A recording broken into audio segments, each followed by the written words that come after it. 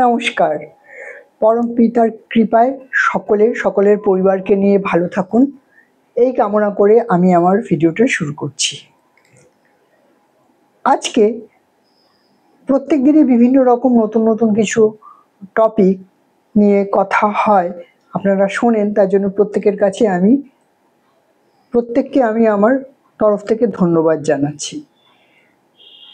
আমাদের জীবনে অনেক রকম ঘটনার আমরা সাক্ষী থাকি, তার মধ্যে কিছু ঘটনা আমাদের মনের দাগ কাটে, কিছু ঘটনা আমরা বেমালুম ভুলে যাই। কিছু ঘটনা এমন ঘটে যেগুলো আমরা চুপচাপ দেখি, কিন্তু কখনোই সেভাবে প্রোটেস্ট করা বা সেটা নিয়ে কোনো কথা বলা আমরা বলি না। ভাবি যে ওই অন্যের ব্যাপারে আমার নাক গলানোর কোনো দরকার নেই। পৃথিবীতে অন্যের ব্যাপার বলে কিছু নেই, সব কিছু নিজের ব্যাপার, ইচ অ্যান্ড এভরিথিং নিজের। পাশের বাড়িতে কি হচ্ছে, তাদের বাড়িতে তারা দুঃখ কষ্টে আছে, আমার কি, আমি আনন্দে আছি, আমার কিছু যায় আসে না। বা কারোর জীবনে ভীষণ দোলাচল চলছে, আমরা তার জীবনের দোলাচল, কেননা তার ওটা কর্ম, সেই কর্মটা আমরা খণ্ডন না করতে পারি, কিন্তু তাদের দুঃখটা না আর বাড়ে তার জন্য আমরা প্রার্থনা করতে পারি। বলে নয়, এই শোনো তোমার জন্য আমি প্রার্থনা করছি, এরকম নয়। আচ্ছা, কাইন্ডনেস।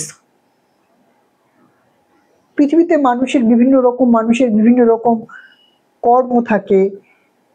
এখানে আসার পরে কর্ম, আগের কর্ম, কে কি কর্মের জন্য কি কষ্ট পায় আমরা না কেউ জানি না। আমরা আঙুল তুলে বলি ওই রকম ওর ওই খুঁত আছে, তার সেই খুঁত আছে। মেয়েদের তো খুঁতের কোনো শেষ নেই, প্রচুর খুঁত। আমরা ভুলে যাই যে ওই মেয়েটি ছিল বলে আমি জন্মেছি, একটা মেয়েও জন্মেছে মেয়ের পেটে, একটি ছেলেও জন্মেছে ছেলের পেটে। মানুষ, এবার কেউ বলতে পারে যে কোনো কি মহিলা একা একা মা হতে পারবে? তার তো একজন শক্তির শিবেরও দরকার,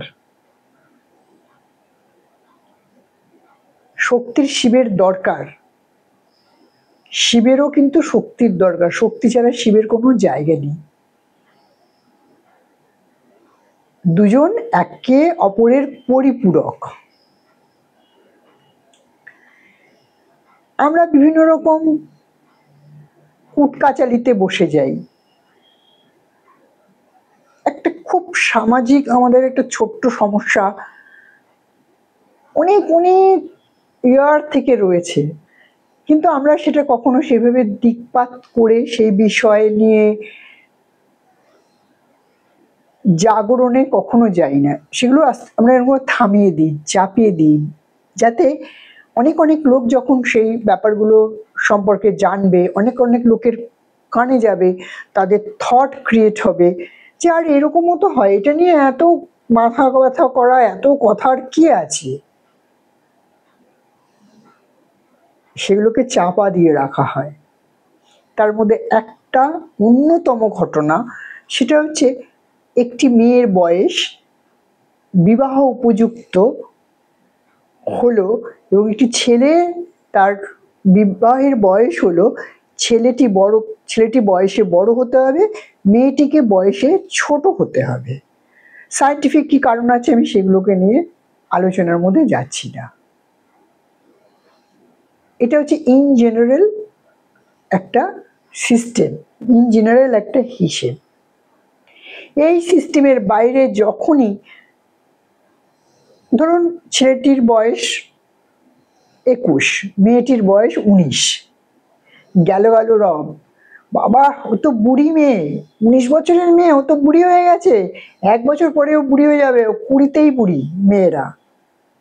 ছেলেটি বাচ্চা 21 বছর বয়সে, সে তখনও পুষু আর কি। তার তার কোনো জ্ঞান বুদ্ধি হয়নি, সে খুব ছোট। 19 বছরের মেয়েটি, সে পাকা। ওই মেয়ে ছেলেকে পাকড়াও করেছে,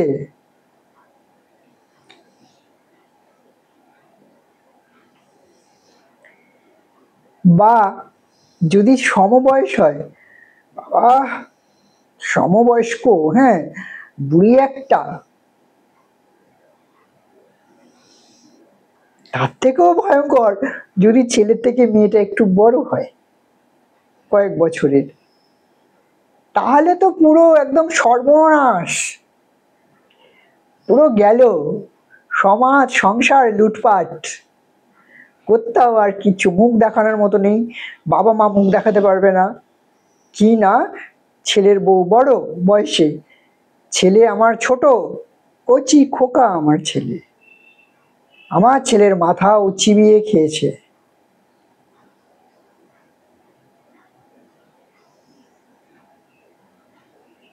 এবং সেই সংক্রান্ত আত্মীয় স্বজনের গুজগুজানি ফুসফুসানি, তারপরে যদি আবার, আর গোদের উপর আরো বিস্ফোরা আছে, যদি আবার দেখা যায় যে সে ডিভোর্সি, বাবা গোদের উপরে মহিলা বয়সে বড় ডিভোর্সি, তারপরে যদি তার সন্তান থাকে, গেল, ফিনিশ, একদম পুরো ফিনিশ। কোনোদিন তারা দেখেই নি এরকম, তারা জানেই না এরকম হয়। এবং সেই সংক্রান্ত বিষাক্ত টক্সিক কথাবার্তা বলে বলে একটা সুন্দর দুটো জীবনকে যতটা নরকে পরিণত করা যায় ততটা করতে কেউ পিছপা হয় না। হ্যাঁ, আমরা পরের কথায় নাচবো কেন, পরের কথা আমরা নাচবো না, কিন্তু দুটো মানুষ তো একরকম হয় না, দুটো মানুষের ফ্রিকোয়েন্সি তো সবসময় একরকম হয় না। যে দুটো মানুষ ঠিক করেছিল তারা জীবনে চলবে, তাদের মধ্যে একজন হয়তো রাস্তাভ্রষ্ট হয়ে যায়, পারে না এত লোকের এত কথা নিতে, মানসিক এমন টার্বুলেন্স তার হয়, সে নড়ে যায় চড়ে যায়, সে নিজে সুখী হতে পারে না, সে কাউকে সুখী করতে পারে না, সে নিজের জীবনটাই নষ্ট হয়ে যাচ্ছে তার। আমরা এইভাবে সর্বনাশ করি।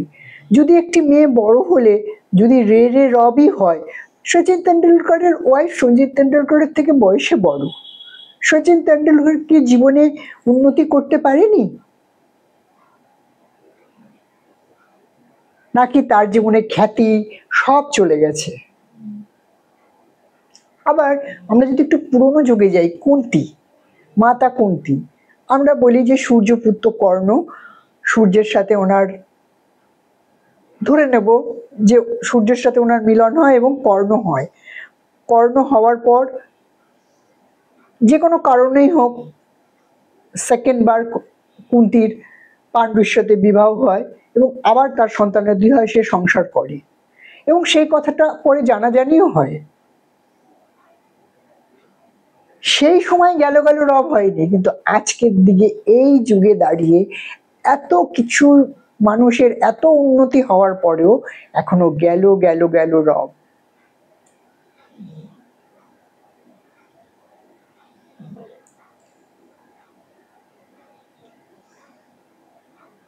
একজন মেয়ে বড় যদি হয় বয়সে, আমি বলছি না ইন জেনারেল প্রত্যেকটা ক্ষেত্রে এটা প্রযোজ্য, কখনো কখনো ইউনিভার্স কেন কি চায়, কার জন্য কে তৈরি হয়ে আছে, কার সাথে কার গাঢ় বন্ধন, সেটা কেউ জানে না। আপনি ঠিক করবেন না, আমি ঠিক করব না, কেউ ঠিক করবে না, উপরওয়ালা যার জন্য যাকে ঠিক করে রেখেছে সেই তার সাথেই তার গাঢ় বন্ধন হবে।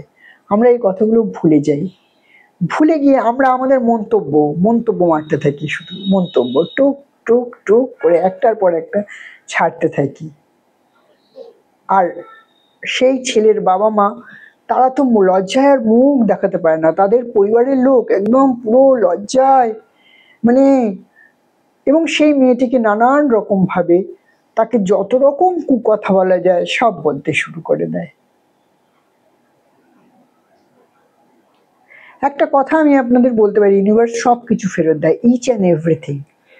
আপনি যদি কাউকে ঢিল মারেন, সে আপনাকে পাটকেল মারুক বা না মারুক, অন্য কেউ আপনার বাড়িতে ঢিল মারবে, কিছু করার নেই।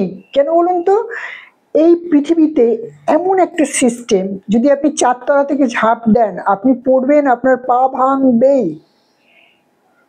কারণ এখানে না কোনো কিছু ওইরকম ক্ষমা, পৃথিবীর নিয়ম যা সেই নিয়মেই হবে।